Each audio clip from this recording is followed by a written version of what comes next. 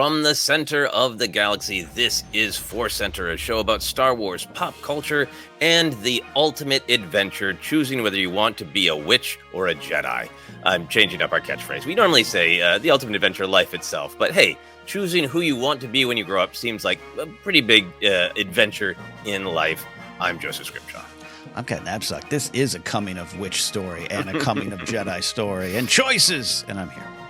And I'm Jennifer Landa, and I'm choosing to be a witch, unlike Osha.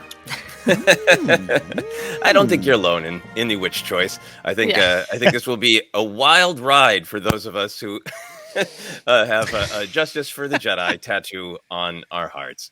I think there's so much fun stuff to discuss in this episode. It is a really beautiful one. We are here to discuss the Acolyte. This is our episode, our series, the Acolyte Report. Thank you for everyone who listened to or watched at our coverage of episode 1 and episode 2 of the Acolyte. We're thrilled to get into this episode. We're talking season 1, episode 3, entitled Destiny. Both the first two episodes had a sort of binary duality title, but this one's just Destiny. Written by Jasmine Flournoy and Eileen Shim, directed by Coco Nada.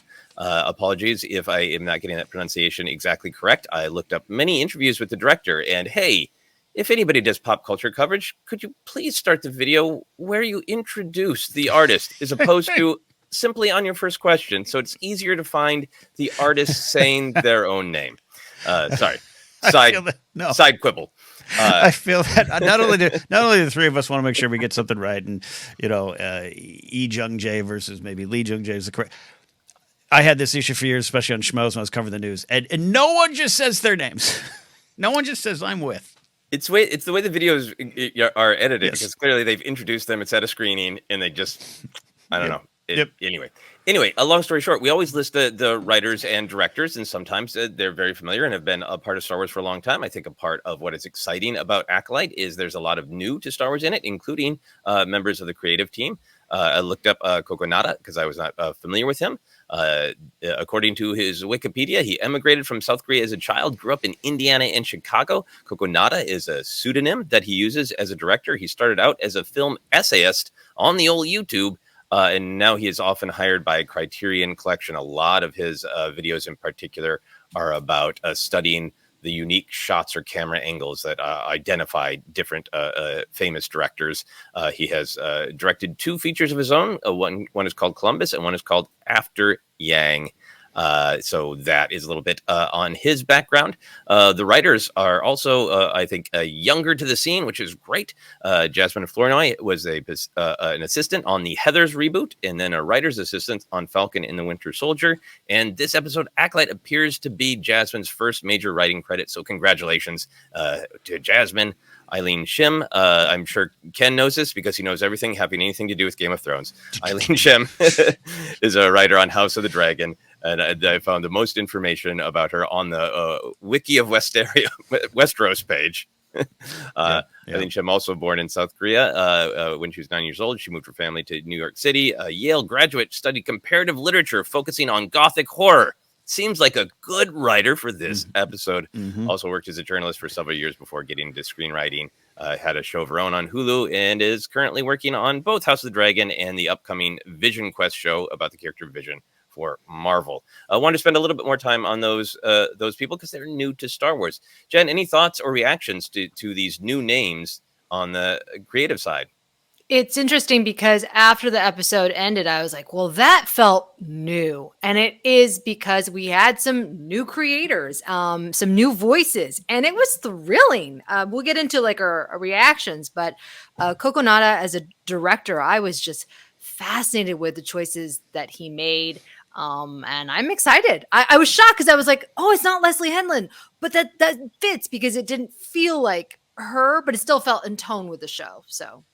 Yeah, absolutely. And obviously there's a writer's room and all that. But these were the particular creatives shepherding this particular episode. Ken, did you have any reaction to these credits? I like that you're highlighting it because it's fun, and the series is doing so much of this. Hey, more people at the table, newer faces at the table. There's one writer, remember Leslie Headland said, I wasn't even a Star Wars fan. Like, never heard of it. Like, in that perspective, I think it's valuable. It could be here. Yeah, as you mentioned, Eileen Shim wrote a great episode of season 1 of House of the Dragon. I think it's episode 8, late in the run. It's wonderful. So happy to have new names. And Bad Batch has done this. And yes, we got a lot of people in the animation world, Star Wars, who work on a lot of projects, but I love those new names showing up. I love the family growing. Yeah, I mean, I think one of the great things that I've loved about this new era of Star Wars is being introduced to new people, new creators, getting excited about it, looking for past work that they've done. I'm really excited to check out Kokonada's films that I had not seen before, and look for them in the future. So I think it's great to have the new voices. I am also, we'll get into our overall reaction. I also love the new, but I also love that it is also so based on what has come before. There are so many core Star Wars ideas, and for me, it almost feels like new prisms on solid traditional foundations of Star Wars. And I really like that can be that legacy within Star Wars of sort of the evolution of new generations learning from the old, but bringing something of the new. And it seems like all of these creators are in line with that tradition, in my opinion. Let's get into overall reaction. Spoilers, we all liked it. We discussed before the cameras and the microphones rolled. We liked it. But Jennifer, what was your overall reaction? What drew you to this episode? I just was sucked in, and I watched it close to midnight last night. And even though they are released earlier than before, which I appreciate, thank you. But yeah, I had to watch it after studying. And I was looking forward to it, but also very, very tired, but I did not fall asleep. And it just was such a riveting episode. And I was sad when it ended. And I was like, oh, I want to know more, which is a wonderful thing. Yeah, I sat down to watch it at 6 o'clock. I had a really busy and really stressful day, and I had kind of been thinking all day, like, well, at 6 o'clock, though, I get to sit down and spend some quality time with people trying to murder and save a Jedi Wookiee. This is going to be great. I really enjoyed the first 2 episodes that had a great combination of deep thought and philosophy and complex relationships and mystery, but also had a lot of that, Star Wars flair of, action and pacing. And when I sat down and was like, oh no, we just dived off the deep end. It was a great exercise in reorganizing my mind in embracing what is there. And I watched it at 6 o'clock. Just sort of like, wow, that's a lot. Wrote down some thoughts. My wife came home and we watched it again. And I enjoyed it even more the second time when I'd sort of realigned to, oh, this is what we're doing. The first 2 episodes are great. They're important. They're fabulous. They're table setting, but now we're getting deeper into the ideas and deeper into the stakes. In some ways, it reminded me of a really great Clone Wars episode because Clone Wars could go back and forth between like, hey, half the episode is clones and droids fighting, to episodes like there's hardly a beat of traditional Star Wars action set pieces, and it's all sinking deep into ideas. I thought about episodes like Heroes on Both Sides, Trespass, where Obi-Wan and Anakin never ignite their lightsabers, Supply Lines, which is all about negotiation, and Jar Jar using comedy to save lives. I so like that can be a part of Star Wars, where there are episodes where you dive deeper. And then we'll get into the themes, but my big picture reaction to it is I've sat there watching it thinking, I think this is going to elicit really strong opinions from a lot of people. People really quickly choosing sides because the episode presents a lot of duality, and it felt almost like not a trick, but there's a temptation to pull toward the duality and say, I have already decided this is what the show is saying. We got twins, we got Jedi and witches, we got all this. But I feel like what's going on is so much more nuanced than duality. And a part of what was so good about this episode was we learned a lot of the information we've been wondering about what happened in this inciting incident, but a lot of it was also withheld. So it has that classic sort of Rashomon point of view story where you think you know the whole story, but you really don't. What I really enjoyed watching when I watched it the second time with my wife and the third time this morning is I kind of feel like when you watch a movie, but someone with a giant hat is sitting right in front of you, and you see most of the movie, but you spend all this energy kind of trying to get around the hat and get the big picture. I like that the episode shared so much, but still left so much doubt in my mind as to what truly happened, what are everybody's true motivations, all that kind of thing. Ken, what are your big picture thoughts? Love it. I'm with both of you here. Jen, you said sucked in. I wrote down. I was pulled in. Watched it 3 times. It's never a contest who watched it more, but 2 times is good for me to make notes. But I made sure I wanted to rewatch it again because I just wanted to keep up with the story. I thought there were so many wonderful ideas, challenging ideas. You're right. I think I even texted Joseph like justice for the Jedi jammies are going to need to be put on because there's a lot of things going on in this episode. It is. Absolutely. Multiple parts. I think our buddy Charlie Ashby at Imperial Senate Pod, I saw him post, this is like having a puzzle and pieces are missing. I thought it was a great way to look at it as we dive into the themes here in a bit. But for me, myself, I just was in a right frame of mind for it. I've been working really hard on this project on DARPA, which is a Defense Advanced Research Projects Agency, which will tell you we build a better tomorrow. Like we created the internet. We don't tell you that we created it to spy on citizens to make sure insurrections are put down. We don't tell you that. We just tell you that we're building a better tomorrow. So I have been in a 48-hour zone of finishing this project. So I sat down and relaxed on this episode and was like, oh, it's the same thing. Everyone's got a thesis statement they're putting out there, but we need to read the entire essay to see what's going on. And it's fun. And I want to, before we dive into this, I think we might have different takes. People out there have different takes. But I think this episode, more than anything, was fun for me to be like, as a Star Wars fan, hey, we're analyzing all aspects of characters we know, Jedi, witches, which you might have preconceived notions of in Star Wars, and the real world. And we're just going to enjoy this puzzle without the pieces. Shout out again to Charlie. So I'm ready. This is fun. Puzzle without the pieces, appearing around the big hat, however you want to say it. There's a lot going on here. I felt the same thing, Ken, as we get into our big themes. I'll put some of my cards on the table, that there were philosophical ideas in this show, not even attached to a character, whether character is right or wrong, but just philosophical ideas that I realized I'm having a very powerful response to that because I strongly agree with that philosophy from my own life experiences. But in terms of like who is right or wrong in this episode, I felt like I'm not ready to have an incredibly strong opinion. I'm not on anybody's team. There's still so much to learn and to know. And I think some of the characters are more aligned, that we, the audience, get to see that some of the characters are more aligned than maybe the characters are even aware of. So I think it is a fascinating and delicate episode to talk about, because some Star Wars can, in my opinion, be very didactic. And I feel like you can read the text and this is what's being said. And I think this is too early in the text for me to go, this is what this show is definitively saying. This is the lesson it wants me to take away yet. So I'm fascinated about, not only talking about it, but figuring out how to talk about it, if that makes sense. It does make sense. There's a final point I was maybe thinking even to myself this morning, and Jen, love to assure you that if you want to be a witch, I'm okay with your decision. Meaning we love spinning the conversations out into the real world, but sometimes I still want to say, but we're still talking about Star Wars, because there can be some very specific situations in our own lives that we might go directions down certain paths in this episode and everything. There was a lot of times where I'm like, oh, she's right. Oh, but she's hiding something. And I just want to make sure I'm being, clear that we all bring something from our own experiences to the table. And we're just, we're trying to see it connect to the real world in general. But I don't know, I had the same kind of thoughts of how best to approach some of these sensitive topics in this episode.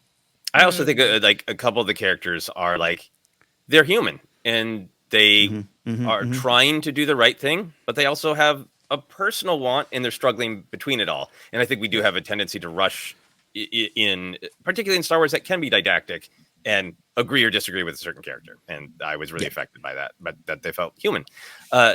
Jennifer, do you have any reaction to what Ken and I are talking about, of trying to figure out how much of the story we know, how much we agree with characters at this point?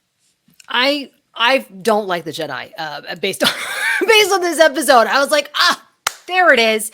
I was really disappointed. I was really, really disappointed. And it is a very, very delicate dance that they are doing. because of the real world optics. And that is, okay, so if I accept that the Jedi are bad and well, I mean, we're going to go into obviously all the nitty gritty, but just the surface level. Jedi are bad, the witches are good. Okay, that's I'm okay with that. It does challenge everything I know as a Star Wars fan and have loved about the Jedi over these past, however many years. But then on the flip side, if I accept that she's a bad mother and that she should have her child taken away, the optics of that are not good, right? And I know that they're very conscious of that and they're not going to go down that road, but I'm not allowing myself to go down that road. Because that gets into some real world commentary that is very upsetting, right? So, but I appreciate how they're literally taking all these threads and very delicately kind of weaving them together. And I'm just fascinated with how they're going to make this story kind of flip, because I know that they want me to believe that the Jedi are bad, but I don't think that that's where we're going to end up. Yeah. I love that. I think that's a great way to start the conversation, because I think that for me, it's these kind of crucial bits of evidence that are withheld for me to make any sort of moral judgment on. Like, we'll talk more about it, but we don't know exactly what the Jedi were up to during the fire, right? We don't know what Torben is so guilty about. That's a huge, like, what did they do? That's missing. We have the mother's words about being hunted and persecuted, but we also have that kind of hint of like, well, if the Jedi found out what you did to create, or the real reason, like there's some like big, but what did they actually do? So I feel like emotionally what I'm responding to is two groups of characters that have things that I'm drawn to them. Like, I want the Jedi to be heroes. I believe the Jedi as an institution are heroes. I'm also going to relate to the persecuted coven of outsiders who are coded as constantly being, hounded by the establishment, but they are aligned with some dark side stuff. But the Jedi are feeling like the cops, the landlords, so for me, both groups, I'm waiting for that evidence of, but what did they do? And I'm also wrestling with, they're both coded in ways where, like, in this moment, I want to be on your side. In this moment, I want to be on your side. And the whole thing makes me feel like this isn't about sides. This is about nuance for myself at this point in a game. Ken, how do you feel about relating to the Jedi or the witches and in choosing a side? I think this episode, that's why I said it was challenging, at least for me personally, because Jen, I know you're not alone, and I feel you on it. And I'm clearly in my Justice for the Jedi jammies with Joseph of like, no, hear it out. But Torben didn't just take his own life because he had his eyes turned black, what's happened? And then when someone, these witches, I want to make sure these witches in this Star Wars show are like, we've been banned from every city. Oh, that's horrible. Why? Was it your fault or their fault? I want to know. Because it could be other people's mistakes, or it could be something you've done. I just want to know. And it reminded me to just take a step back. And I'm a jury. I'm on a jury right now, and we're going to see what cases are presented, and that's fun, but also challenging. Yeah. Do you mind if we just dive into this theme a little bit? Because this is one of the big things that I wanted to talk about of duality and doubt. Is that good with you, Ken? Let's theme it up, man. Let's theme it up. Okay. I was really fascinated that there is a lot of binaries, like I said, in this. There are twins, and they're twins who seem to be kind of naturally floating to light and dark. We can talk more about that. There are Jedi and there are witches. There's the bridge image of May and Osha, perfectly framed, two choices kind of thing. But then when I was looking at like, well, what is being said? What are people doing? There are a lot of quotes, even from Mother Anna herself, of this isn't about good or bad. This is about power and who is allowed to use it. The Jedi and the witches are, they're having this conflict, understandably, but a lot of their actual beliefs they're totally aligned on. The way that the witches talk about not the Force, but as they call it, the thread, this idea of the power of the many. That seems like something the Jedi would absolutely agree with. They agree with sacrificing some amount of your individuality to be a part of something larger. They believe that the Force is the power of many. The Coven seems to to believe in training and using the thread or the Force for defense. Mother Anastasia seems to maybe kind of criticize the Jedi of like, it's not a power you have, which echoes something Luke said. But then we're seeing them training to use the thread the way the Jedi do. Even when Mother Anastasia is like, here's your normal training day, it's all about defense. When the girls are bickering and not listening, and Mother Anastasia gives them the push, she says, your enemies won't necessarily, wait to attack. So it seems like it's all about defense. The same way the Jedi is. That mind grab of Torben when his eyes go black seems pretty upsetting, but is it that different from Jedi mind tricks? So I felt like in terms of some of the things we actually saw them doing, a ritual, a trial to elevate to the next station, like there was a lot that was aligned. And my biggest thing in some ways for the episode is that whatever's going on with the Jedi and the Witch is Mother Anastasia and Soul, the characters that I like the most, the warmest, the kindest, are pretty aligned on their views on how they handle everything with Osha. Their emphasis is that community is important. You have to find your people and be with your people. Osha has agency to both of them. It is her choice, no matter how much it hurts either of them, that they might disagree with her choice. The biggest thing that children should be treated with kindness. Soul's constantly kind and reaching out and so just warm and welcoming. And that's our introduction to Mother Anastasia of like, relax and give them some cookies. Of course they can have some spice creams. I feel like Soul would also offer them spice creams.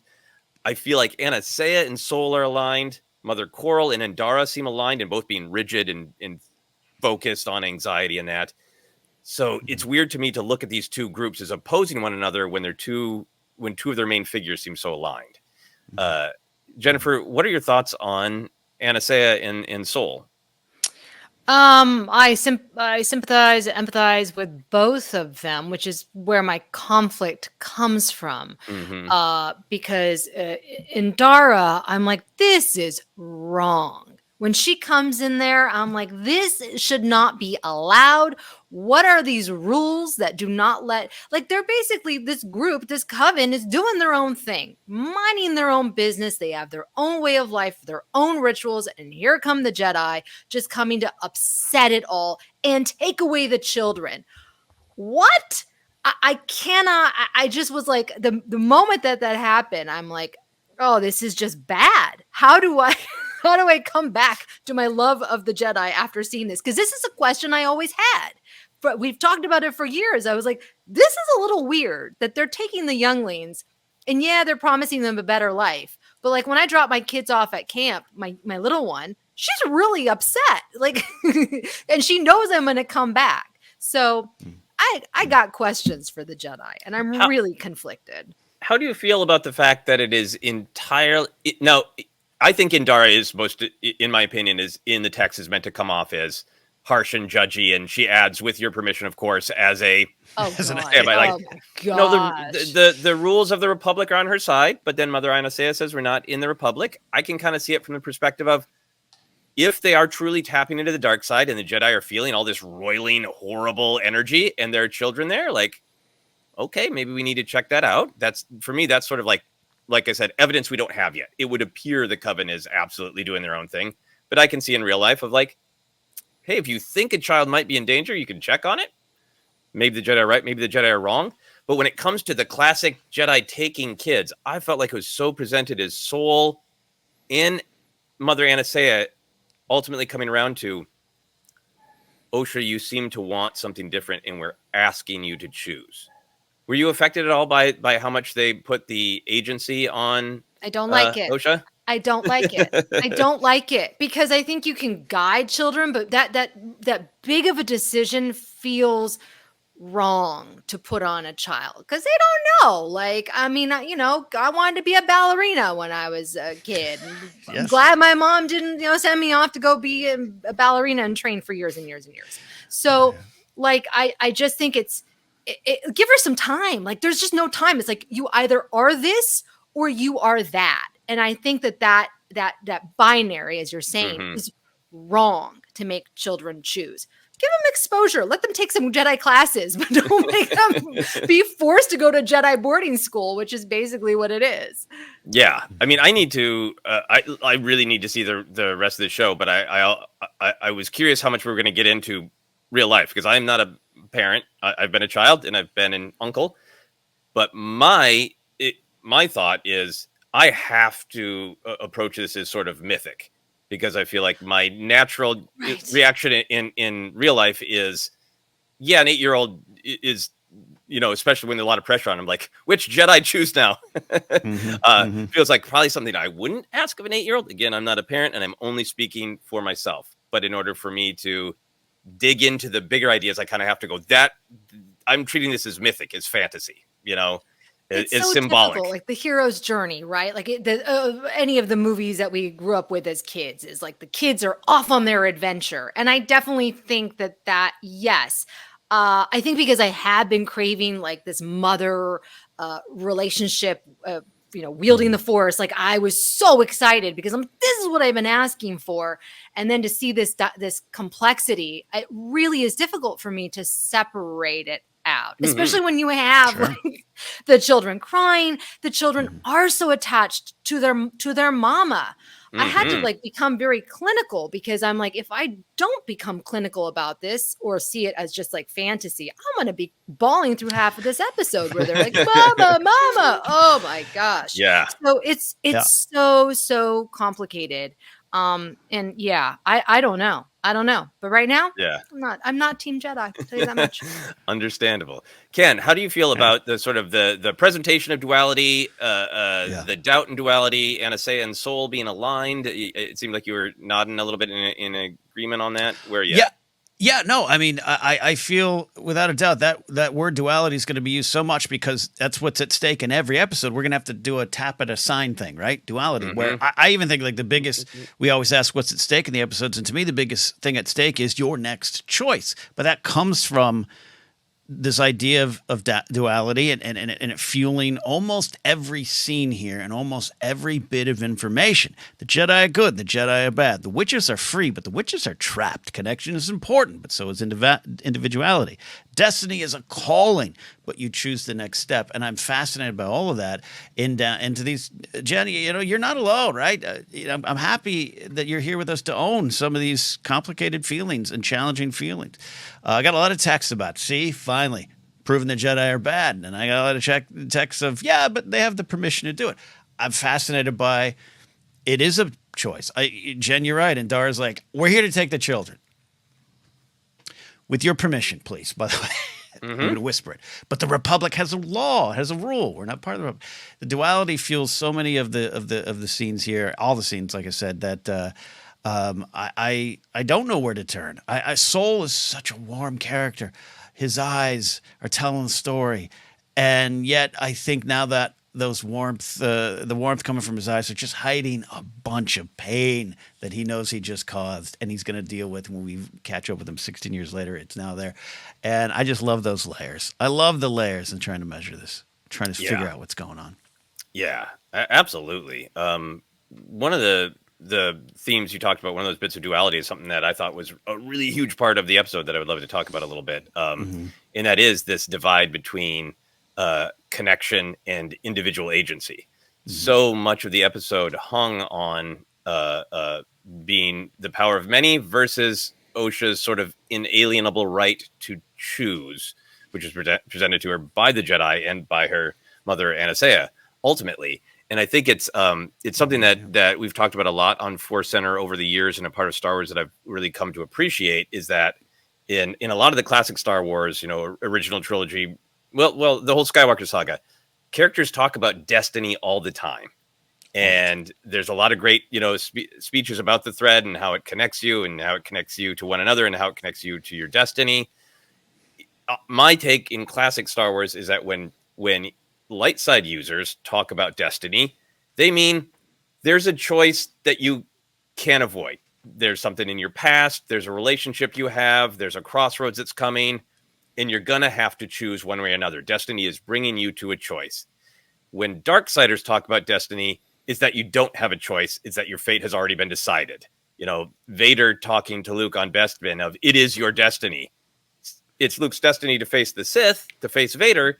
But what Vader is saying is it's your destiny to join the dark side. That's the nerve that Kylo Ren is working, and Palpatine in Rise of Skywalker is your destiny is already chosen, Rey. And it's what Luke is reminding Rey in their Force Spirit scene of you can't avoid facing your lineage with Palpatine, but you entirely get to choose. So I thought it was really interesting that the philosophy of the Coven and Mother Anastasia seemed to be like saying both community, you can't do anything about community. You can't do anything about your family. She talks about the thread that, it ties you to your destiny and it binds you to others. She says the thread tied you together before you were born to Osha and May. So it's this idea of a part of destiny is there are things we can't control. We can't control our family. Even if we walk away from them, they're still going to affect us. But there's also this idea of the thread and destiny leading us to choices. So community and individual agency. I have more thoughts about that, but I want to shut up for a minute. Jennifer, how did you feel about what Mother Anastasia was saying, the balance between community and individual agency? We belong to a larger group, but we also have to be our own people and make our own choices. I was surprised by her open-mindedness and that she did hear her out, and that she, said was like, Osha, okay, whatever. I forget. It was midnight, so I can't remember exactly what she said. But I was like, oh, okay, that's pretty cool of her to be able to be like, if you don't want to do that, I'm going to hear you out. I really do like the Coven way of life, because it does feel like they are a community. They are looking out for each other. It's a small community. They are trying to better themselves and better each other's lives. The community of the Jedi, the way that it's been presented in this show, is like the Jedi are kind of these elites, and that they will have their discussions about these things, and they are going to make the rules that everyone has to abide by, even if you're not a part of the Republic. And that already, I'm like, feel the hairs on the back of my neck start to stand up, where I'm like, I don't like that idea of community. That doesn't feel so much like community. That feels like a group of people who are like, we know what's best for everyone in the galaxy. We're going to tell you what to do and how to live your life. So there's two different types of communities being presented, I feel. Ken, what are your thoughts?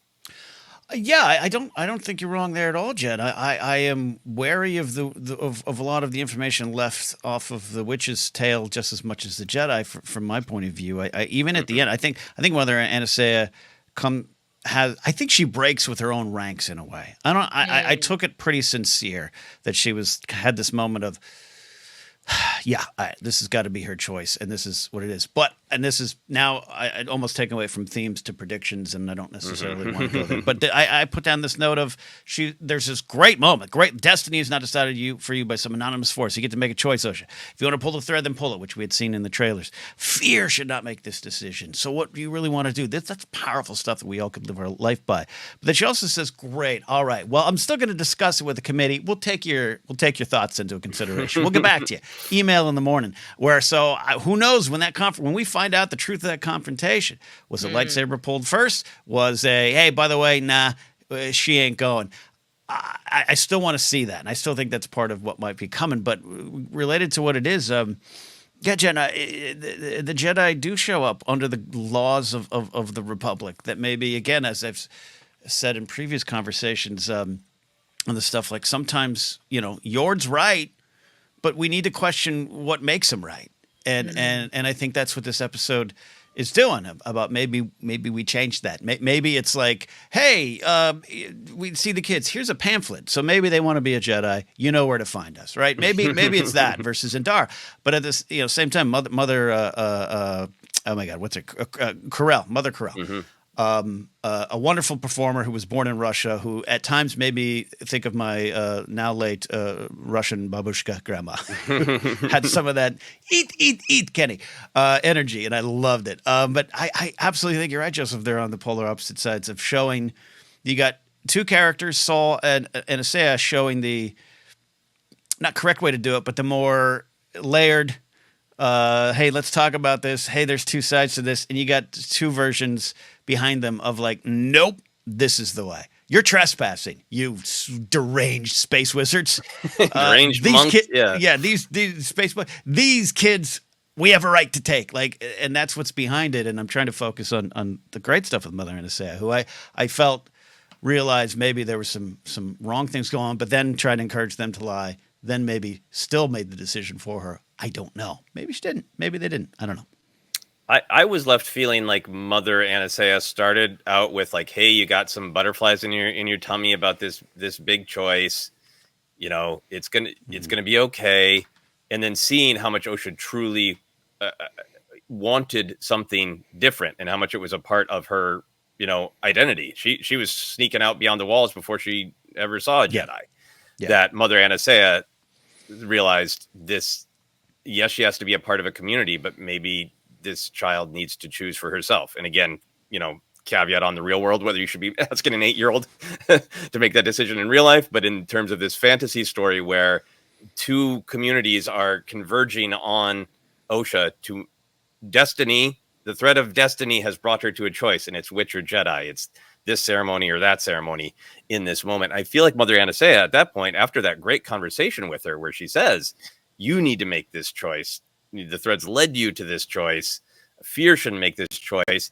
That when she says, I have to go talk about it to people, I'm left feeling like Mother Anastasia is like, we have to let her go because that's not what this coven is about. Yeah, I think you might be right there too. It could be the others who are like, no, but yeah. It certainly seemed that way to me.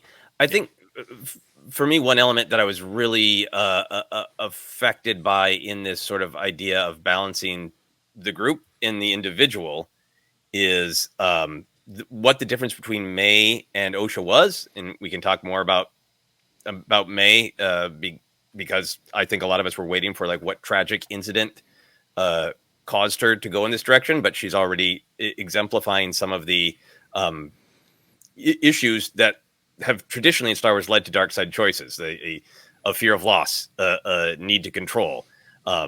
That seems to be, for whatever reason, we don't know if there's an inciting incident, that seems to be May's focus. I was really deeply affected, and I just have to be honest that I have some real life family experiences in this where I relate so strongly to Osha and Osha being allowed her choice that there's Mother Anastasia, there's all the adults, but then there's May, who wants the connection with Osha. Osha wants the connection with May, but May is restrictive and demands control. It's there in the first scene where Osha kind of plays with pausing the bird, but then releases it and watches it fly. And May's like, I just want to hold that bird and stop it from flying. And then the entire rest of the episode is May trying to stop Osha from flying. And I have been in situations myself in real life where I realized, like Osha, I think, does in this episode go, I love my people, but I want something different. And then to be faced with that energy from May to say, you can't walk away from me ever. That restriction between, in order to be part of community, you have to suppress anything of your own identity, anything that you might want, or you are ruining everything for everyone. That dynamic between May and Osha was really powerful to me. And I think I don't have enough evidence to just go like, yeah, May's a bad seed. But in this episode, May is restrictive. She demands control. She says to Osha, of course you want that. And Osha goes, no, you want that for me. May wants to entirely control Osha. All of Osha's imagery, including the very beginning of the natural tree shot, sitting at that beautiful tree, May being afraid of how dangerous the Bunta tree is. And Osha going, it's beautiful. It's only a problem if you eat it. Everything about Osha is coded as free-flowing and wanting to explore the larger world. I think there's a lot of people who could look at this and go, Osha's being selfish. She wants to leave her family. She wants to leave her coven. And for me, the whole thing was coded as she has every right as an individual to explore what she wants. And what she wants isn't running away from a community. She wants to choose a different community. Saul's big speech to her about his joining the Jedi is all about community. It's not necessarily rejection of the coven, it's acceptance of this different community where there'll be other children, there'll be other Force users. She won't feel alone. She'll be part of a community. So, Ken, how did you feel about the difference between May and Osha and their perspectives? This is very clearly a one perspective episode, right? Versus the two perspectives I think we've gotten so far. You've mentioned the title. A lot of people have mentioned the title, not having a slash in it. So yeah, I think we're getting definitely Osha's side. So I, at this point, can't see much of May's side. Yeah, she takes the little, I call them flutterbys, but I think what buntas or whatever, and holds it down. I think that sets it up from the start. I am, and I'm wondering how much their connection is, and I do believe they're two individuals, because that's so key to this episode and key to what you're talking about. But they're literally a frown and a smile, right? They're literally two of the same thing. And that poem, Everything Going with the Witches, the mystery of their creation. Does one die without them? Does one say, I get 16 years later, we pick up with them. And again, they seem like individuals. I don't think it's a Freaky Friday connection. I don't know if that's Fight Club. There's all these kind of things been thrown out. I get it. Yeah. And one of them could be true. But there's just so much of the episode designed to be the opposite sides of the coin with them. Again, the duality of it. I have more thoughts too on the Saul stuff, but I'll concede the floor to you, Jen. Yeah. Yeah. I really, you're so right about the title. That is key. To me, I saw them as just very real, like sisters. I'm a sister. My girls are sisters. And so, oh my gosh, when they were fighting, I'm like, oh my gosh, I can absolutely just stop for a second, please. Right. That was so fantastic. I don't see May as a bad seed. I'm curious to know why she thinks the way she thinks, why they both are choosing such stark different paths, right? Either something happened that basically dictated why May is angry and why May also feels like she needs to be kind of aggro, right? Or just to kind of own that. Whereas Osha is just like, I just want to get out of here. Like I have something else that I want to be a part of that I think looks much better than where I am now. So I'm like, is there a single event? Is it just like their culture that they're the only kids there? They feel lonely. Osha's kind of sick of her sister, which also I can understand. So I am curious. But then, like you're saying, back to that title, this might just be only from Osha's perspective on how she feels and how annoying her sister was and mean. But when we're going to get May's perspective and see it's something totally different. And that's really fascinating. I really agree with you that I don't think May is just a bad seed. I think this is much too human of a show. But I was kind of surprised to feel like there's room for that. I feel like I have to have faith that we're going to hear more about May's side, because she starts by trapping a bug and it ends by saying, I will kill you for trying to leave me. Yeah.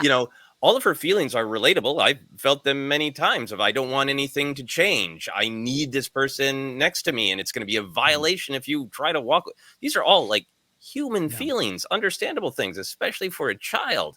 But we're really being made to feel Osha's longing for freedom, longing for the community of the Jedi that Soul pitches to her. And I didn't feel like we got into May's perspective to give us that more understanding of why she's so aggro is a good way to say it. there was a moment too where I think Mother Anastasia made them hold hands, and again this veers towards predictions and theories, which I'm not good at. But the idea of that, this is about a thread and you're all tied together. When they held their hands, there seemed to be balance. There seemed to be some sort of balance. I'm not saying again, are they a dyad, all this stuff. We'll find out the lore.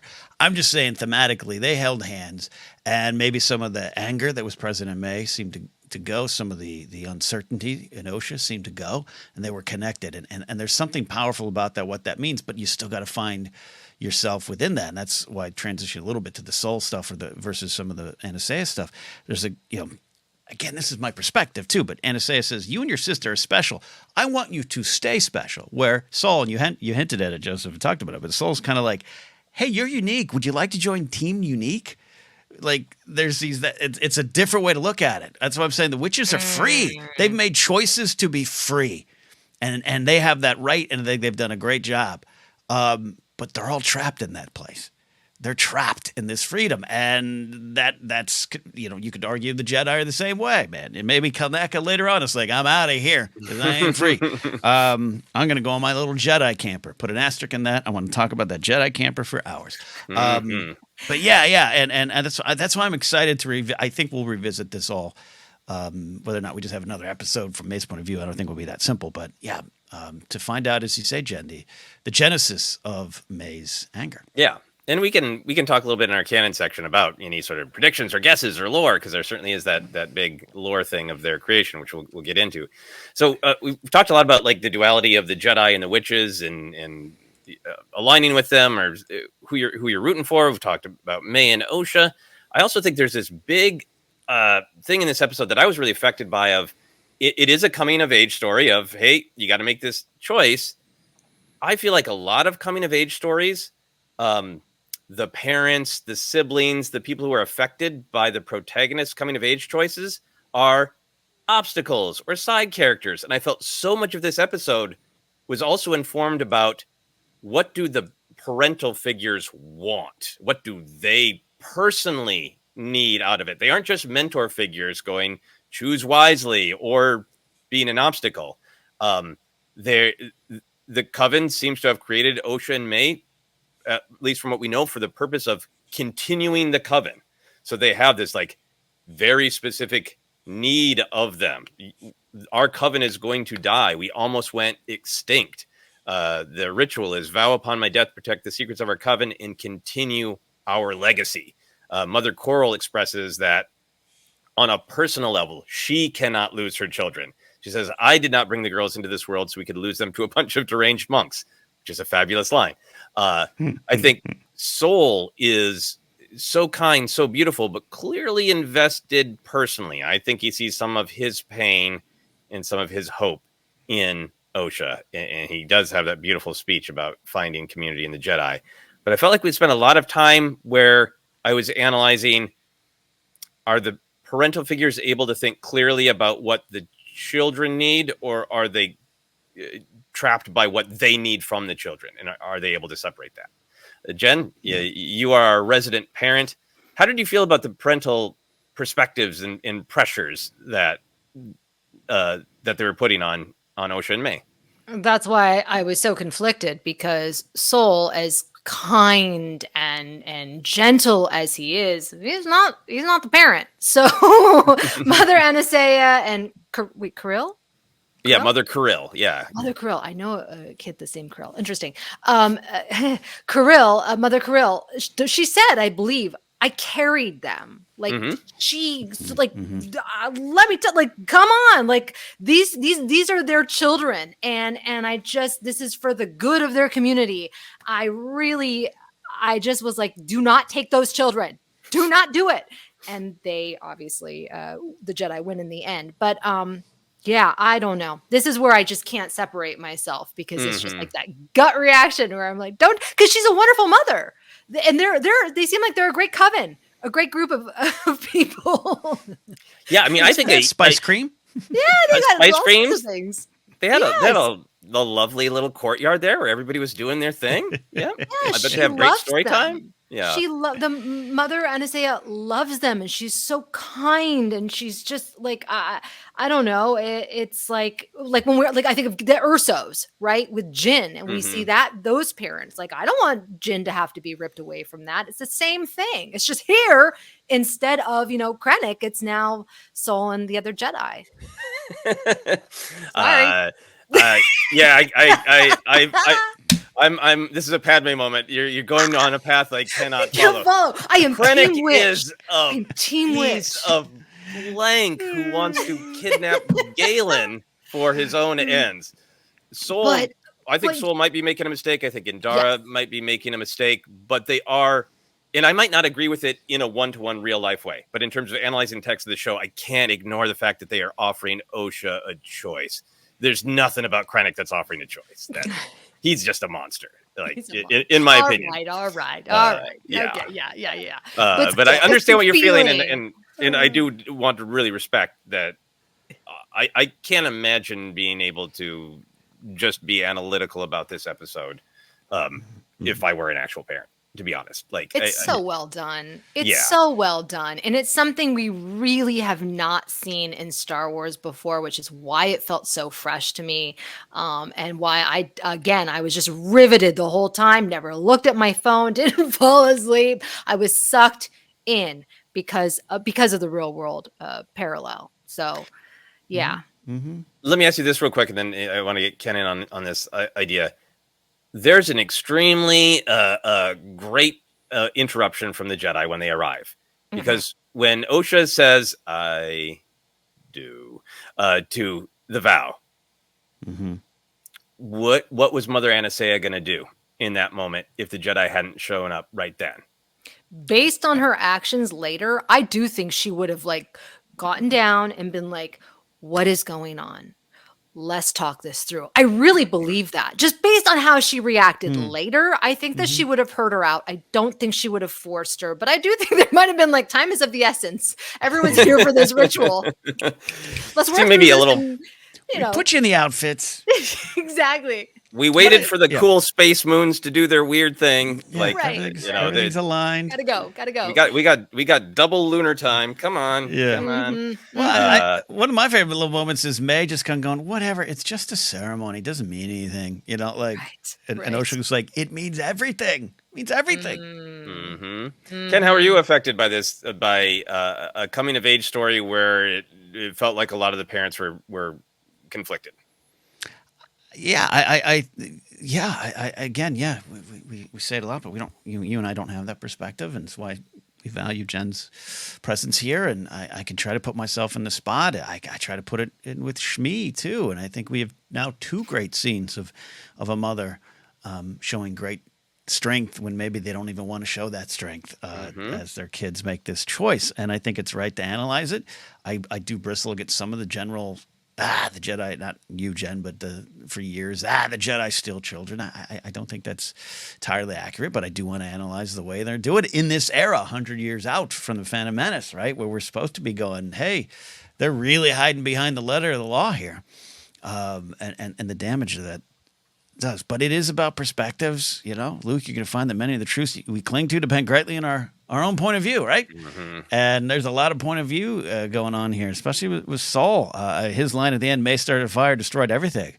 Like, wow, I don't know. There might have been a sentence missing from the middle there that we're gonna find out. I don't know. There's a lot of those people didn't look burned. Like it becomes a crime scene. I wanted everyone move. Everyone don't move. Tape's going up. We're gonna analyze this. But anyways, going back to the parents of it all. I don't know. Like again, even there was I carried them. Well, I created them. Yeah, okay, but what happens when they find out how? There's so much going on that I want to know what's. Yeah.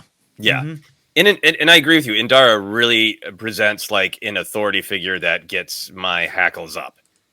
But I'm also like in the real world can't say that I wouldn't want an authority figure to check on a child. And again, I don't. This is one of those I don't have enough information. What is it? Just like we don't know your deal, and we saw you with a kid in the woods, or is like pull the camera back and there's like a pile of sacrificed bodies, and like we should check on those kids. Yeah, Star Wars DCSF, I think is the This could easily get into some foster care program stuff, some real world stuff. But that moment of hey, we're the only children here, and both women are like, yeah, there's a lot going on there. A lot going on there. One other thing I wanted. Well, Ken, is there a theme that we haven't discussed that you wanted to zero in on? It's really there's so much to say. This is episodes about duality is such an understatement. It's such an understatement, but I just want to highlight again, and we have, and you've said it, but just what's at stake is your next choice. I just have absolutely loved it. It's been a key to our ForceCenter discussions for years now. But yeah, I think we all kind of grow up, especially if you're in the 80s, this idea of you pull the sword from the stone and this is your calling and all else is great. And as long as you stay true to that, you're doing what you've been called to do. But along the way, there's these choices. I today, for those listening, but I wore my Darth Vader Join Us t-shirt because Anakin Skywalker had a lot of horrible things done to him. Looking at you, Kiadi. Looking at you, Mace. But he still made the decision to become a Dark Lord of the Sith and to stay in it until the end where he found redemption because of a choice. That's so key. And to have this episode, I just loved this episode. Just lean into that. Just leaned in this idea of it's how you choose to take that next step. It's how you choose to use that power. And, who says you have that power? But what are you doing with that power? There's so much there going on. It kind of is connected to all the things we've already been talking about. But I just love the idea of choice in a myth, in a fantasy tale. Yeah. And I wore my Jedi shirt because I do still think that this is a story of an institution that is trying to do the right thing, that is trying. I think one of the things that's really challenging about the Jedi is we're living with them now as for a long time as authority figures, and so much of our storytelling has been during their downfall when they are making mistakes, and I think they are starting to kind of live in a lot of people's imagination, the cultural imagination, as crappy authority figures. This is a weird connection to the Jedi. But when my wife and I moved to Los Angeles, we were unable to sell our home, and so we needed to become landlords. And we flipped over backwards. We did things that we did not have to do in order to be kind to tenants. Some tenants did some awful, gross, funny, horrific things to our homes. And we let it go because we knew that you're probably young, you're probably struggling. We're not going to make a thing of this. And then everywhere I went, online in real life, people just wanted to tell me about just as a group, that all landlords are awful. And I think for me, there's that sort of like, we have seen so many examples of bad Jedi. And I think Indara is one. And I think Saul is going to have made some really bad mistakes. But I also have that like, we can't. I don't want to paint with that broad of a brush, and I also think it's challenging because a lot of our stories of heroes are reactive. They stop bank robberies. They preserve the status quo when somebody is doing something wrong. The Jedi defend things up to a point, but the Jedi also believe we have this power and we should use it, and we have a list of laws and stuff we agree with, and we're going to go around the galaxy enforcing things we believe with. And just in terms of pop culture storytelling in America in particular, it's because it's what I know, proactive heroes are a little challenging to us. We like heroes who defend the status quo. A bad guy is going to blow something up, so they come in and stop it. And I think some of the Jedi storytelling is starting to get to that point of like, yeah, we do have an agenda. We have this philosophy. We believe on it, and we're going to go enforce it. And that's really difficult and challenging storytelling. And I'm challenged by it, too, because I'm born and bred and steeped in heroes who are responsive, not proactive. Ken, you have a history in security. How do you wrestle with the Jedi when they are being proactive, when they're like, look, agree with it or not, we got a law and we're going to go out and enforce it? There's a conversation I used to have daily about 10 years ago, 15 years ago. Hey, if you're going on the escalator, do you mind taking your baby out of the stroller? F you. Quit telling me what to do. Why are you telling me that? Well, because yesterday a baby fell out of the stroller on the escalator and now has permanently scarred face like a tiger scratched their face. So that's why I'm here to tell you that we don't want you to do that. That's been a lot of my experiences in an old line of work. Yep, I know. I'm telling you what to do. There's a reason I'm here to tell you what to do. But then you could also argue that you're only doing it to protect the interest of a corporation that will get sued and have to pay out money and, hey, this and that. The amount of times I've stood in front of things that you could slip on and then you've pushed past me to fall on it. And, well, now that's a $10,000 payment. Then it spits out into what are we doing here? And how do you do it? Me coming up and going, take your damn baby out of that, you idiot, is probably not the right way to do it. Right. And that's why I think I'm open to analyzing these heroes in robes with lightsabers that I've loved all my Star Wars life. We've come in peace. You've come with weapons, but then Soul takes his to be like, hey, this is a symbol of something unique and something strong and something important. It's a calling. Osha, do you want this calling? That's what this represents. This series, the first episodes have already been praised for. It's a fighting style that's inspired by a lot of Leslie Headland's influences and the team's influences, but it's a style that shows the Jedi don't go for that lightsaber unless they absolutely need to, right? And that's, I've seen a lot of wonderful discussions about that last week, and I think now we have this actual use of it. But yeah, the moment things go a little sideways, Salt takes his saber back and he's ready to bring it out, as he should per his training. But that's why I'm still wondering that big piece that's missing of May started the fire, destroyed everything. Yep, May started a fire, blank, and this led to destruction of everything because of what we might have done. That's why I think, again, we're looking at Torben years later. So anyways, real world discussions, minor compared to the whole story of life. But yeah. I'm interested in to see where this lands and goes. Yeah, I do think that sort of the faith versus fear thing was continued in this episode. It's like it's a real moment of faith for Saul to take that blade out and go, "It's not a weapon. I'm presenting it to you. I'm handing it to you." There was a lot of talk of fear. Other Anastasia has a great line of fear should not make this decision. Osha, you shouldn't. I think some of it may being a little fear focused, fear of loss, fear of change. Again, that conversation right at the beginning when Osha says the bone-to tree is beautiful, but it's dangerous. There is a lot of push and pull on that. Any other big picture ideas that you wanted to discuss, Jen?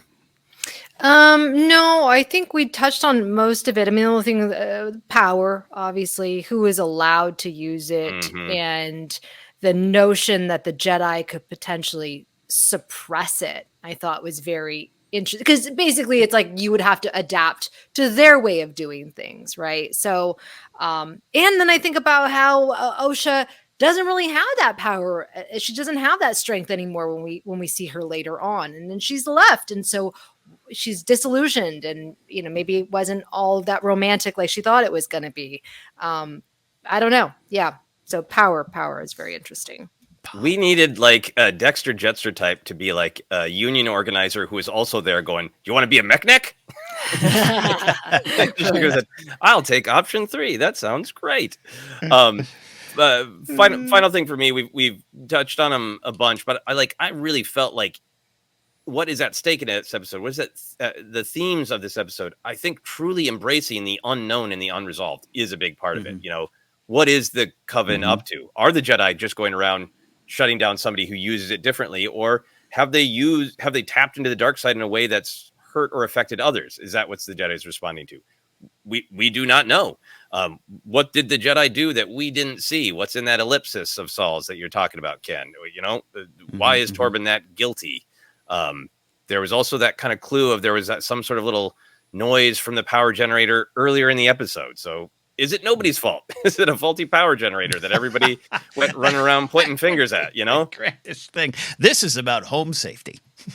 This is about getting your smoke detector checked, everybody.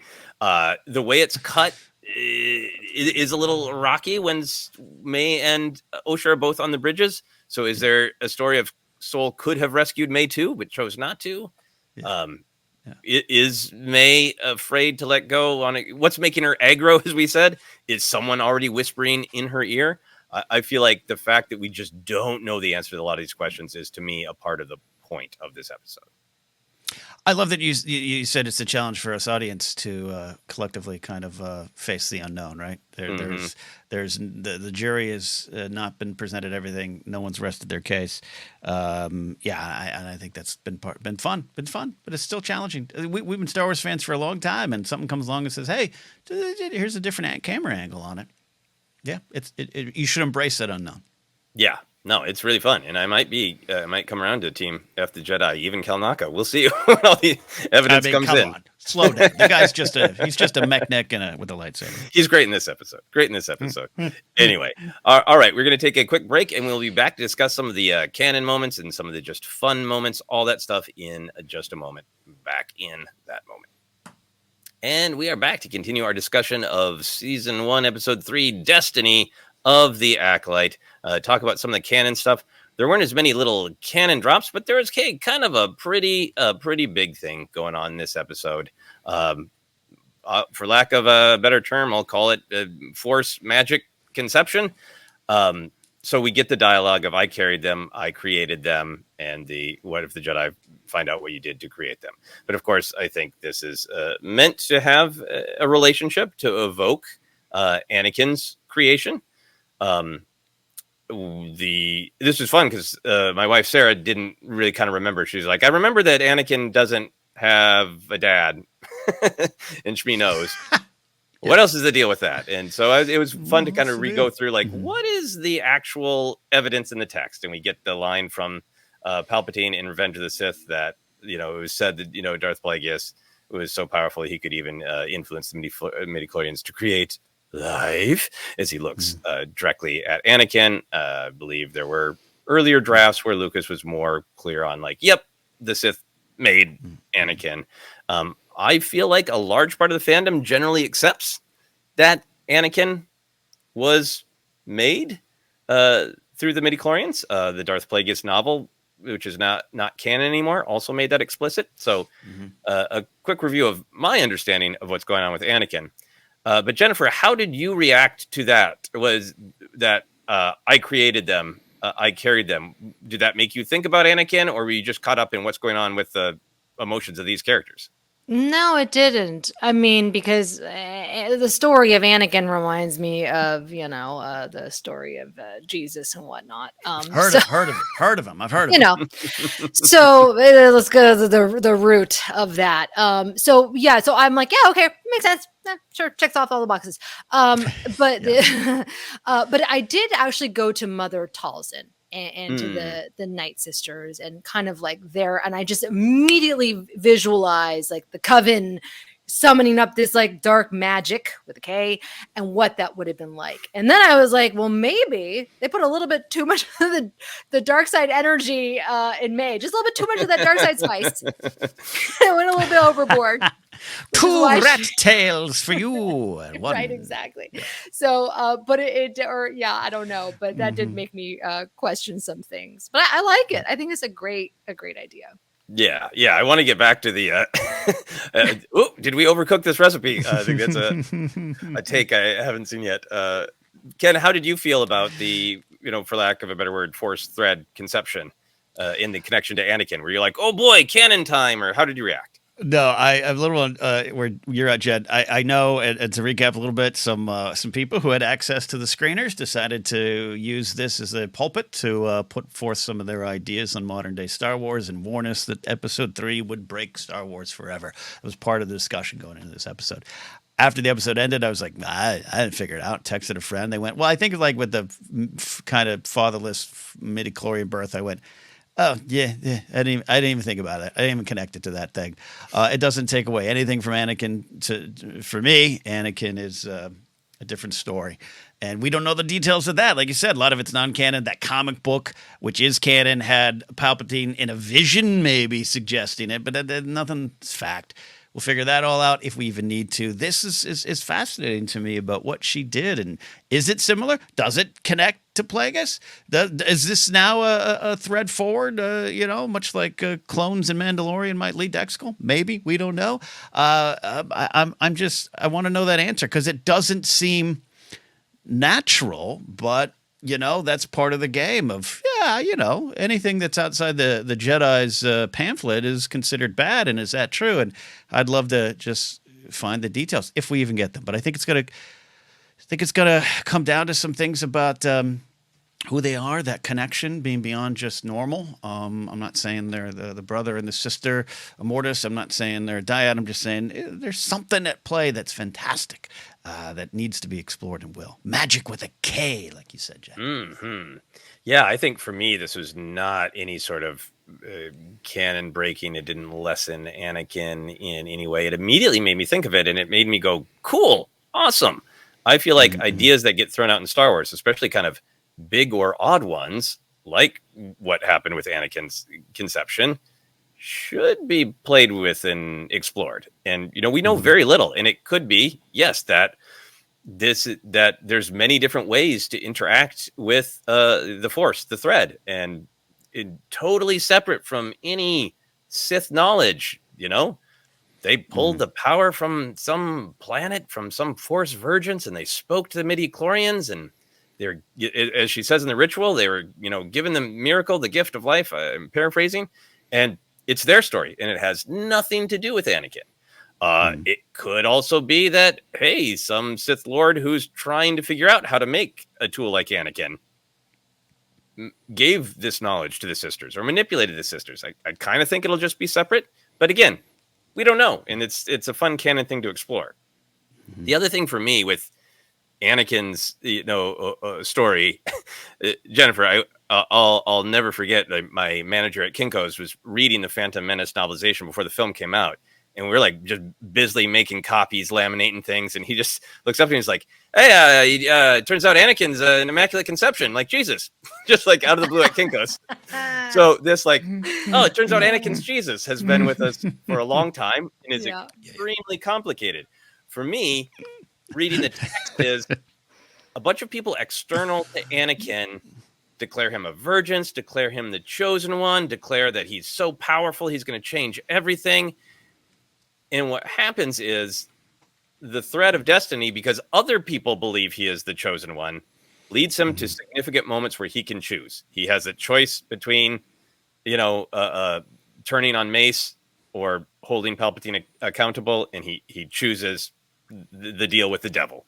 He has that moment where Palpatine is murdering his son in front of him, and he has a choice. And those things are neither of those moments are about how incredibly powerful or special Anakin is. It's the events of his life that led him to that moment. So I have no investment in the Sith cooked up something, irreplaceable in Anakin. Yeah, he had a high midi-chlorian count, but he was the chosen one because fate put him into a place where he had a responsibility to make a choice twice. So for me, I don't have any sort of concern that he's the chosen one. There can't be anyone like him. Other people labeled him the chosen one. And why can't many characters in Star Wars could have been born this way and through different uses of magic with a K. Ken, any thoughts on the Anakin? Any more thoughts on the Anakin of it all? No, but I don't mean that in just I'm brushing it off. I'm laughing too because you made me think of, I had that supervisor who read the book and closed it to it. Didn't say the Jesus thing, but just did every supervisor while we were doing all the heavy lifting just read the novelization before the movie? Yeah. And laughing too. I mean, I even, use the midichlorians thing in a stand-up bit that fails every time because I think midichlorians is not known in most comedy clubs. Yeah, no. So I don't mean to say no and cut down any points, but yeah, Anakin is Anakin. May and Osha are Osha, and May. Yeah.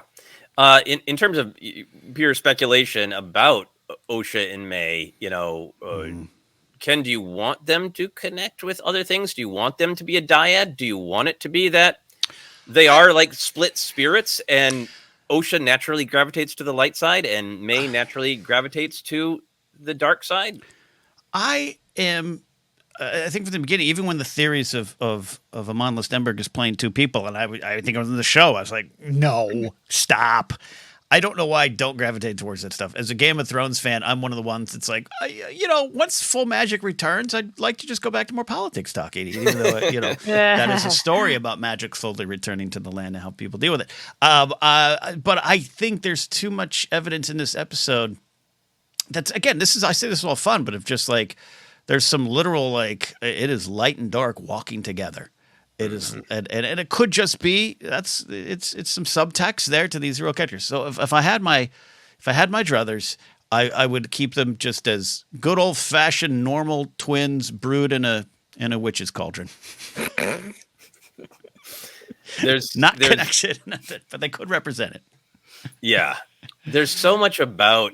Yeah. Anyway, Jen, do you have any hopes or dreams for what kind of the truth of Ocean May is? If it's a dyad thing, if it is one is light, one is dark, or do you want it to be just much more human? I think more human is the way to go. I don't know. Yeah, I don't know. I sometimes struggle with the dyad thing. Yeah. It's high fantasy. It gets to that kind of stuff. No, I'm with you. And I'm a nerd, but I wasn't that. I didn't roll dice, and I don't mean that means slagging on anyone who did. So I sometimes struggle with it too. I think that's where that's coming from with me. Yeah, I like the high fantasy and the high pulp, and the dyad to me is like you can get tied up in the canon of it, but it's to me it's a metaphor. These are characters who are deeply Rey and Kylo deeply connected, so I'm not too troubled by it. But I also don't need I don't need it to be about that. I think the thing that I'm most intrigued by is the show's approach so far seems so human and nuanced, and seems like even when there's duality, it's not as simple as that. We've talked about it where Osha and May say the Jedi are good, the Jedi are bad, and Mother Anastasia even is like, it's not about good or bad, it's about power. It's more complex than that. The show seems to again and again be saying, hey, it's more complex than duality. But just watching this episode, it feels like, hey, we made a child and whoops, it split into leaning light and leaning dark. That to me seems like the evidence of the text of this episode, but it doesn't seem like the soul of the show. So that's why I'm continuing to wait for, like we talked about, May's perspective and I think she is responding to fear, and what is leading her in that direction. She is fearful. Yeah. She is aggressive. She doesn't want change. She wants to control things and wants them to be the way they are. These are natural human emotions that, if let go to their full extent, is a dark side danger. And I just expect a little bit more of a, is some Sith already whispering in May's ear is a thing that I'm wondering. Yeah, I think it's too simplistic. If it's like one twin is good and one twin is bad, that to me is just like, that's like a horror movie. It's just really like, like you're saying, like the evidence from what we've already gotten from this series is it can't be that. I can't believe it's going to be that, because I just feel like they're challenging us on everything that we think we know. So yeah. Totally. Yeah, totally. You're totally right. And I don't, so in a good way, I don't trust anything I've seen, heard, or read in this series, right? Exactly. I mean that good way of like, I think it's I don't know about that. I'm not that smart. I'm not that smart to figure it out. When I get to watch it again and that person with the hat goes and gets out of the way, and I see what the Jedi and what the witches did and what really happened, it changes everything. It changes everything. One of the other canon things I wanted to touch on is just the nature of Brendok. I was so caught up in all this, everything else going on with the show, I didn't really kind of pay attention to sort of the planet as a character. Like they used to say about Sex and the City. Well, the city's a character. Yes. Brendok is kind of a character because it is, the Jedi thought it was entirely abandoned. What are they doing there? It has some real Tython, Octo, Exegol vibes of this is a Vergence type planet. This is special in the Force. That establishing shot swooping in early on. There's a kind of a little summoning circle like Rocky thing that's similar to the one on Tython that Grogu uses to call out for help. There is the shot early on of the Coven looking down into this deep chasm, this sort of nature's cauldron. They're witches. And they're kind of, it looks like they're drawing energy from it. The subtitle is unsettling music. So there is some like very Night Sisters like, are they, what they getting off this planet? We have the red and blue moons that are also in the Acolyte logo coming into alignment. All of it was very sort of like spiritual Force planet. Ken, how did you feel about Brendok as a character? Well, Joseph, red and blue moons might represent two sides of the Force. Okay. Good. This New York is the character. I love that you mentioned that. No, I loved Brendok. It's actually been my favorite of the new planets we've met. I love the design. I love that look. I love the structure they're on. And I have so many questions in the fact that, obviously, because we've seen Soul roaming around earlier. Like at some point, the Jedi or the Republic thought this planet was empty and void of people.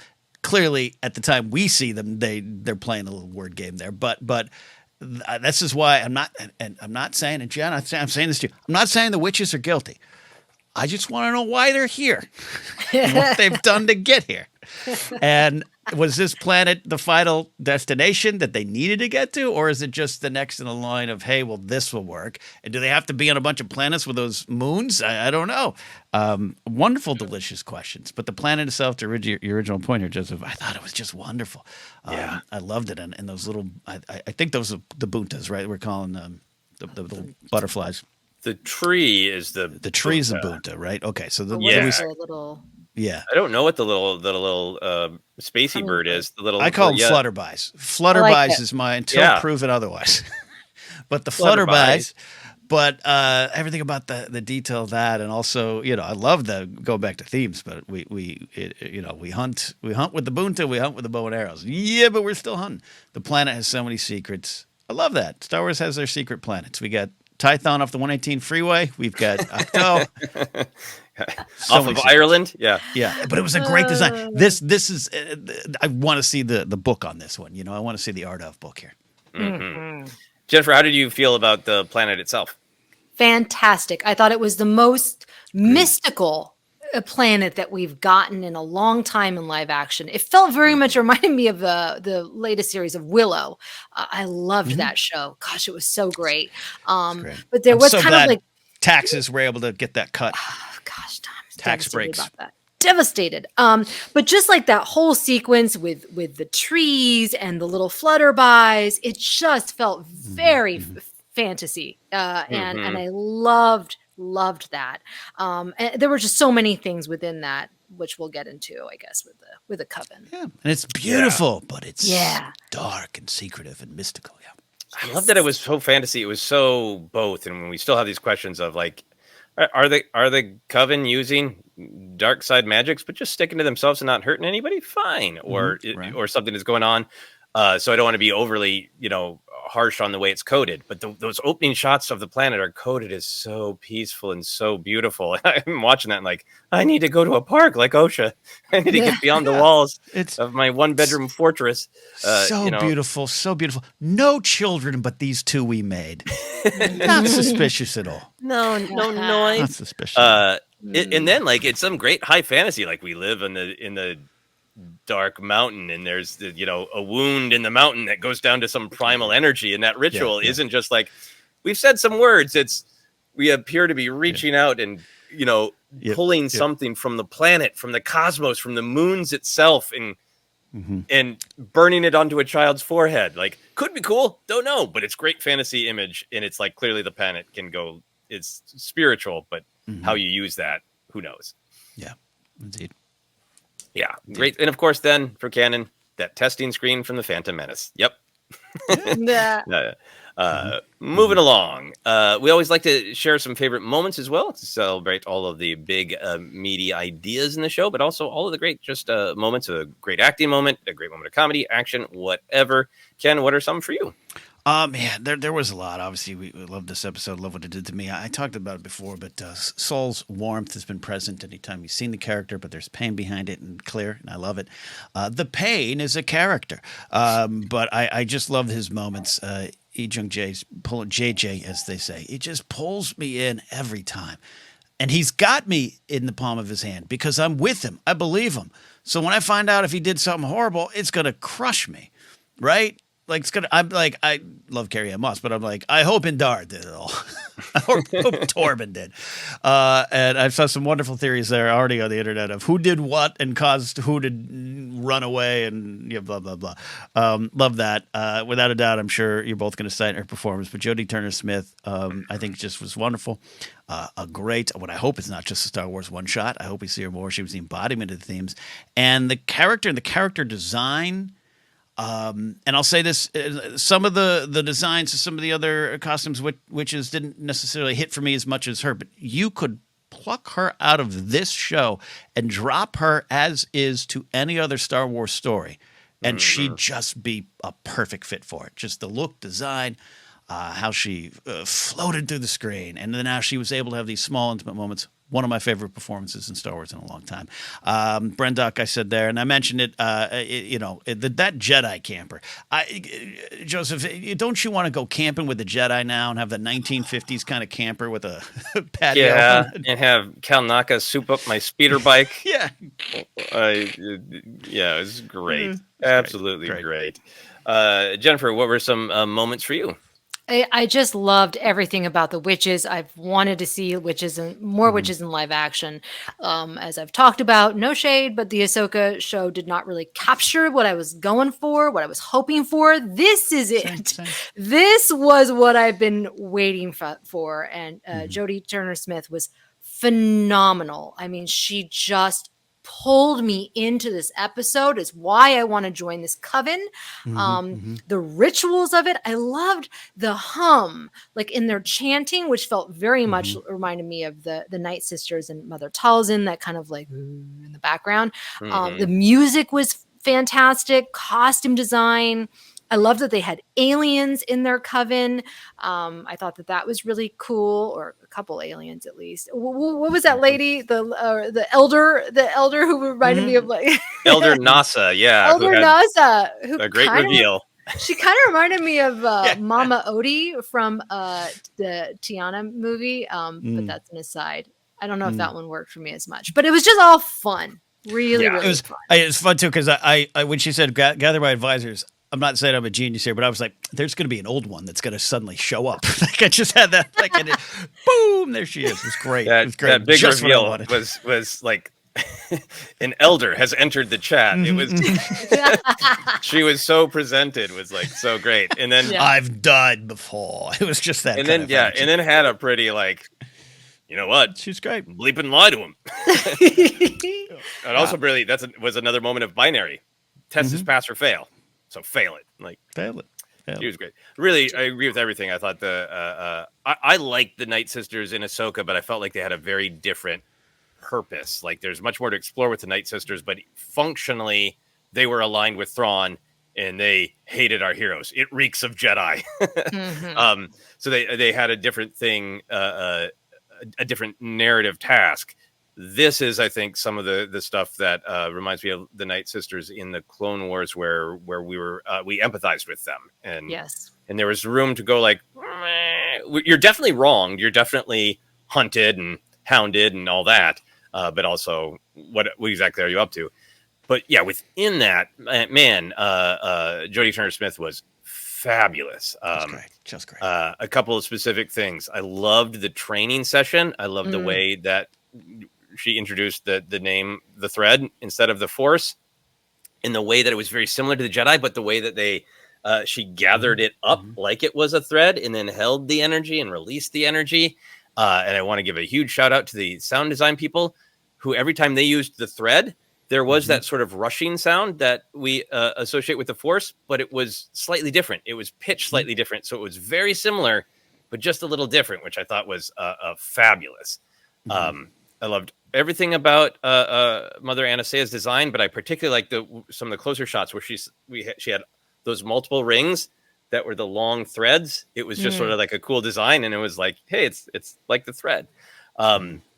Acting wise, just the kindness when she calls Osha over to tell Osha it is kind of her choice, and matching Saul beat for beat for kindness, and that great, we were comparing it to Shmi, that like sounds like maybe I need to let you go, and that trying to hide the tear, that moment of trying to hide the tear from her kid and feel her own pain. Phenomenal stuff. Love that. That's great. Other thing with the witches, that the whole ascension scene, I thought the way it was shot, it was great. There was a really interesting thing with the music where there was, I think, a game with the diegetic and the non-diegetic. That the diegetic is music that's internal to the world. It's somebody listening to a stereo, and we hear what the characters are hearing. And then most music is non-diegetic. In general, Han Solo and Leia aren't hearing the love theme when they're kissing. It's non-diegetic. Such a shame. Yeah, like, unless you lean over and see Han put on the love music and John Williams plays. I wish R2 or 3PO were there just like humming. Like yeah. But this was really interesting because we hear the witches with their chant, the power of one, the power of the two, the power of many, and they're kind of shouting, and that's diegetic, that's internal to the world. Mm-hmm. And then from the score, we start to hear these voices that are kind of non-diegetic beautifully sing the same chant. So there's this great sort of melding of what is real, what is not real. And a similar game was being played when Osha and May were walking up the steps. Yeah. All of the diegetic sounds dropped out. There was no breath from any characters. There was no Foley of Osha and May's feet.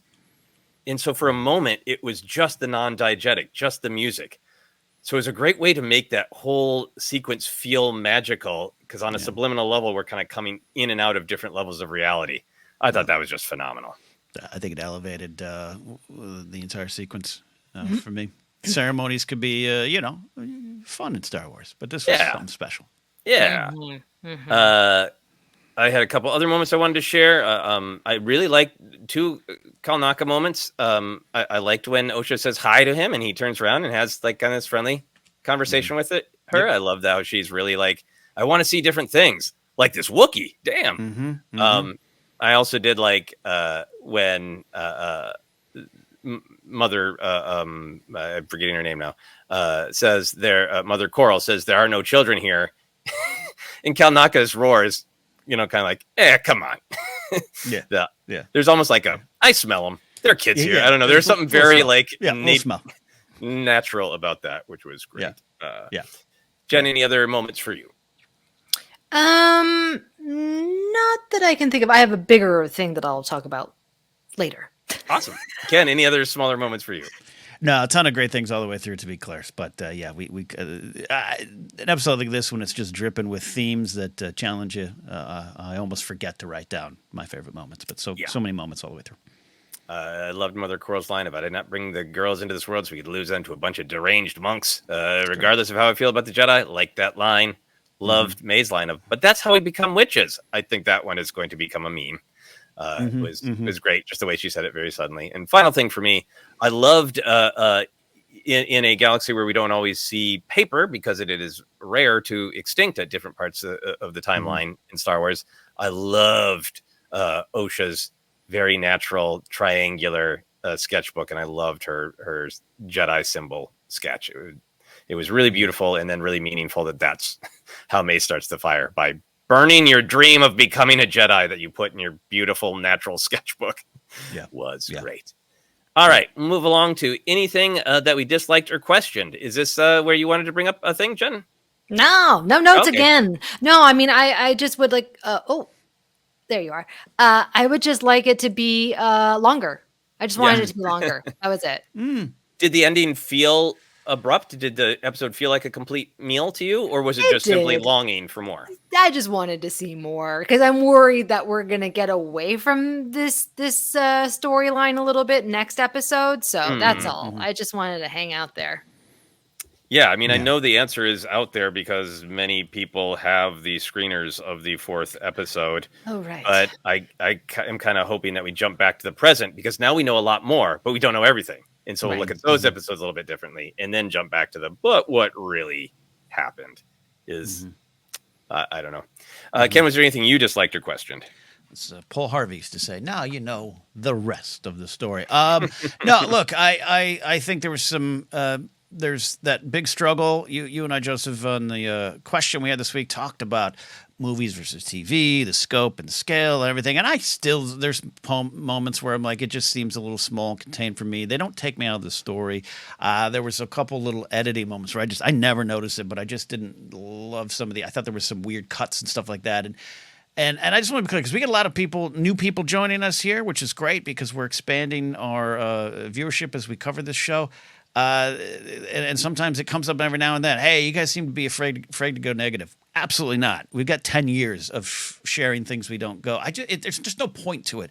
This episode moved me beyond my expectations in the way it challenged me. So for me to sit here and give you 5 minutes on why there was 2 scenes I thought were edited wrong, it's not something I'm interested in engaging with. But I did see those things. I absolutely get it.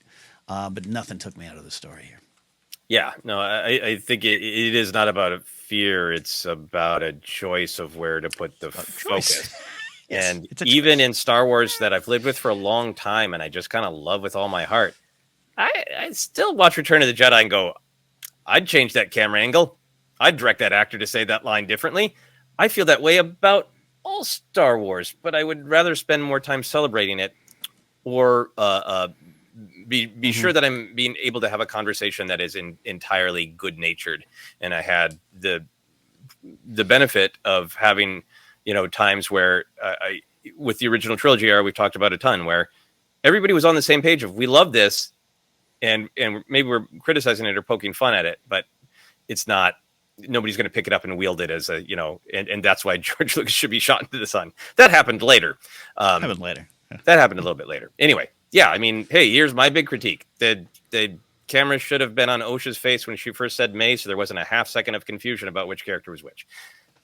That's not fascinating to me. That's a minor picky thing.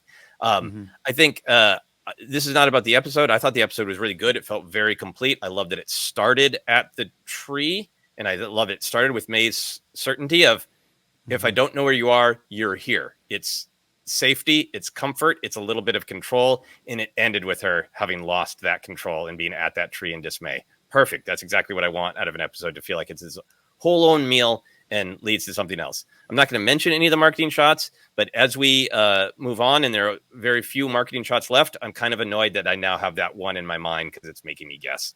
That's not about the show. That's ongoing criticism of marketing. I wish that they would share less because it cuts into my personal enjoyment. But that's it for me. So onward to anything we haven't talked about that you wanted to touch on, Jennifer.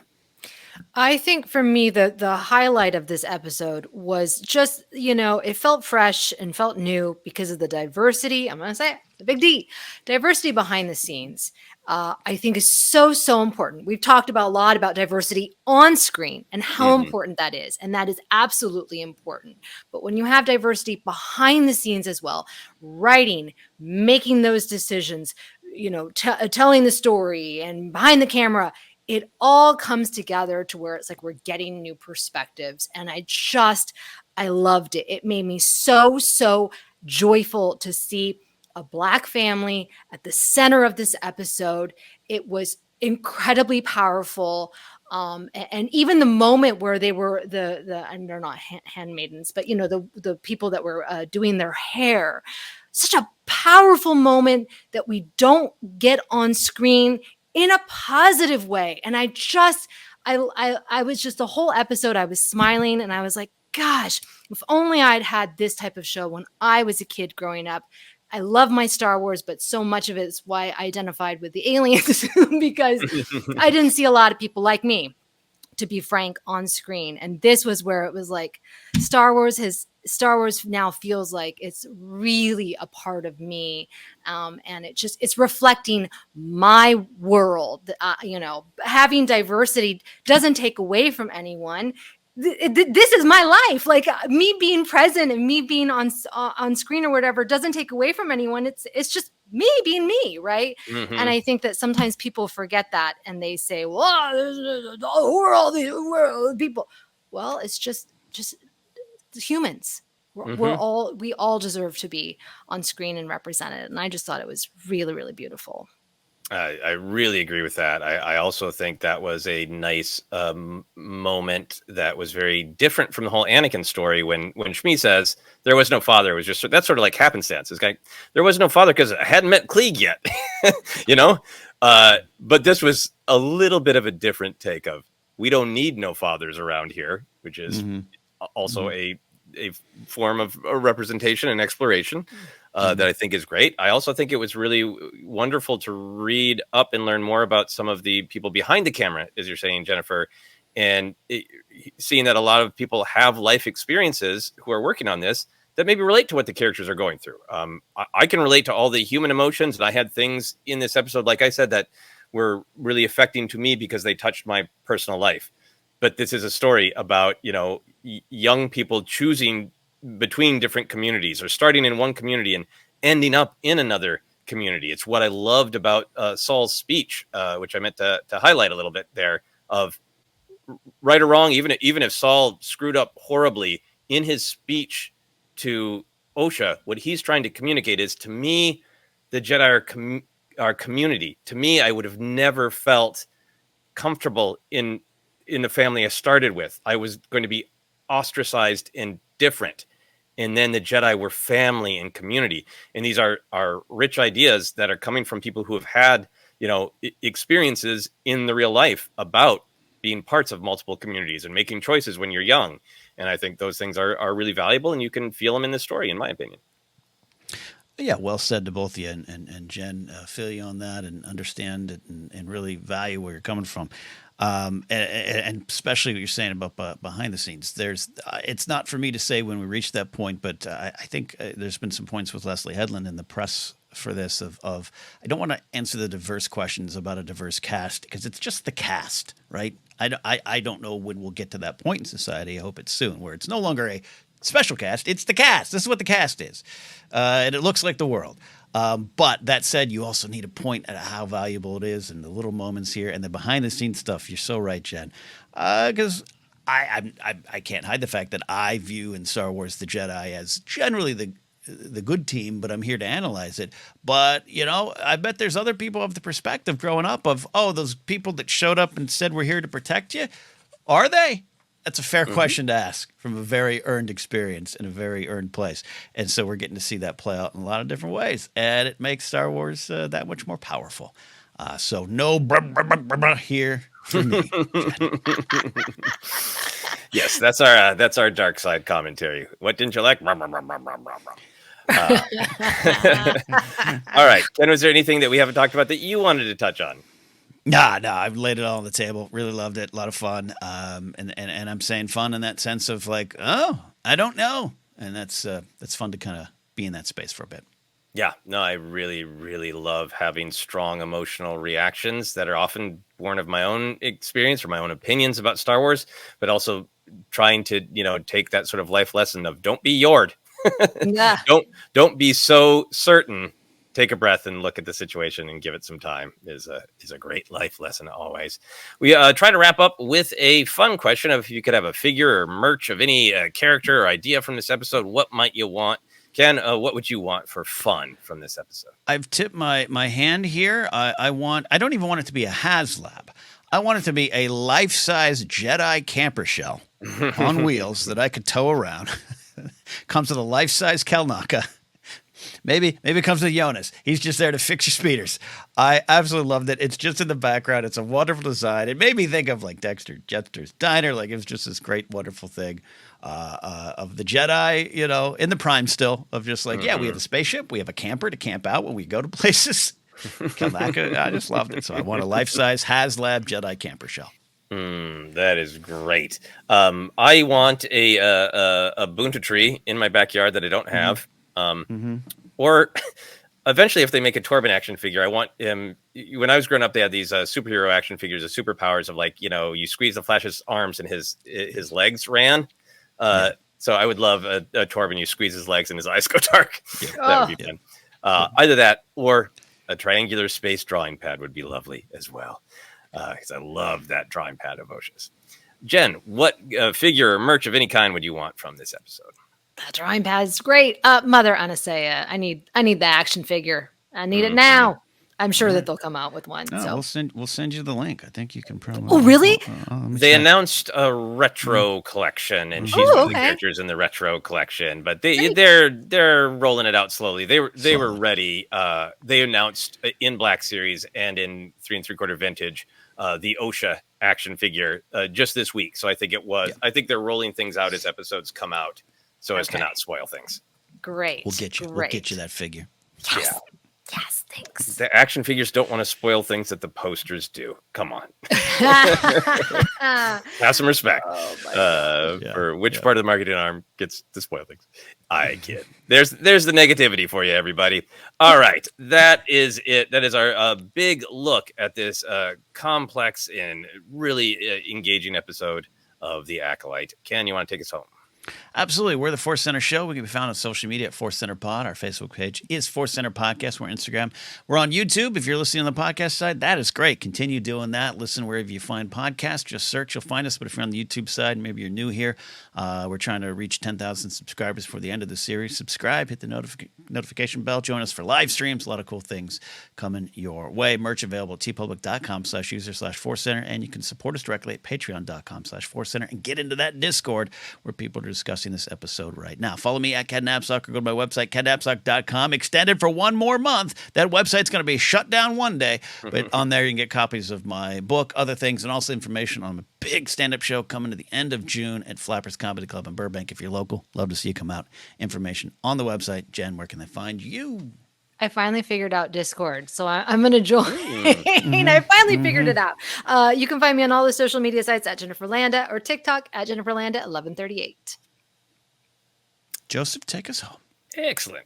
You can find me on all the social media at Joseph Scrimshaw. It's my handle everywhere. I'm particularly enjoying Blue Sky and Instagram. If you want to check those out, you can also go to my website, josephscrimshaw.com, for links to what's going on with some of the short films I've been working on and signing up for my weekly blog journal thing that is called Finish Your Monsters. Maybe I will do a little sketch of something from the Acolyte this week because it was a very inspiring episode. That is it. We have concluded the Acolyte Report.